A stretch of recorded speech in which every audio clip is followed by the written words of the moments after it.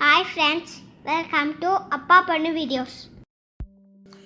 கோவக்காய் பொரியல் பண்ணுறது எப்படின்ட்டு பார்க்கலாம். நான் எனக்கு தேவையான அளவு கோவக்காய் எடுத்து வச்சுருக்கேன்.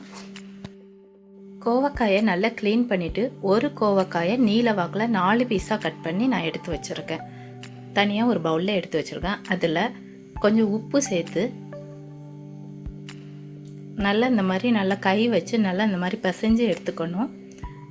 இப்படி பிசையும் போது அதில் ஒரு பசை மாதிரி வரும். இப்போது இந்த கோவக்காயும் உப்பையும் கலந்ததை 10 நிமிஷம் ஊற வச்சு அப்புறம் தண்ணியில் வாஷ் பண்ணி தனியாக ஒரு பவுலில் எடுத்து வச்சுக்கிடுவோம்.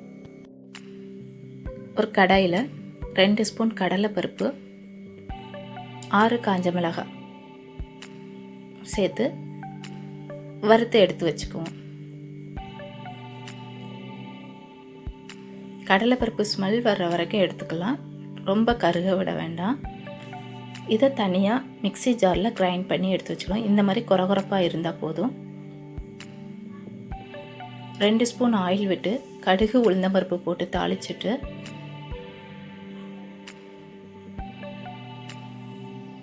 ரெண்டு பல் பூண்டு கட் பண்ணி பொடியாக கட் பண்ணி போட்டிருக்கேன்.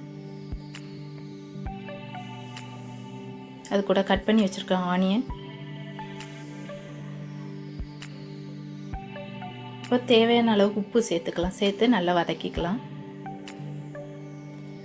கருவேப்பிலை கொஞ்சம் சேர்த்துருக்கேன். வெங்காயம் வதங்கினதுக்கப்புறம் நம்ம க்ளீன் பண்ணி வச்சுருக்கிற கோவக்காயை சேர்த்துக்கலாம். 5 நிமிஷம் வதங்கினதுக்கப்புறம் 1/4 ஸ்பூன் மஞ்சள் தூள், 1/4 ஸ்பூன் மிளகாய் தூள், காரத்துக்கு ஏற்ற மாதிரி மிளகாய் தூள் சேர்த்துக்கலாம். மல்லித்தூள் 2 ஸ்பூன் சேர்த்து நல்லா வதக்கிட்டு மூடி வச்சிடலாம். ஒரு 10 நிமிஷம் மூடி வச்சதுக்கப்புறம் 10 நிமிஷத்துக்கு அப்புறம் ஓப்பன் பண்ணால் இந்த மாதிரி இருக்கும். இதை கொஞ்சம் வதக்கணுன்னா வதக்கிக்கலாம். நம்ம தனியாக கிரைண்ட் பண்ணி வச்சுருக்கிற கடலைப்பருப்பு, காஞ்ச மிளகாய்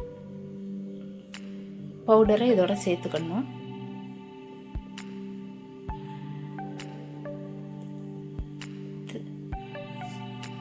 துருவன தேங்காய் 2 ஸ்பூன் ஆட் பண்ணியிருக்கேன்.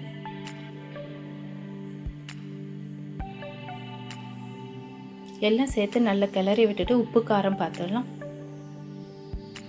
இப்போ நம்ம கோவக்காய் பொரியல் ரெடி ஆயிடுச்சு. சூப்பர். இந்த வீடியோ உங்களுக்கு பிடிச்சிருந்தா லைக் பண்ணுங்கள், ஷேர் பண்ணுங்கள். இதே மாதிரி என்டர்டெய்னிங் அண்ட் இன்ஃபர்மேட்டிவ் வீடியோஸ்க்கு அப்பா பொண்ணு சேனலை சப்ஸ்கிரைப் பண்ணுங்கள்.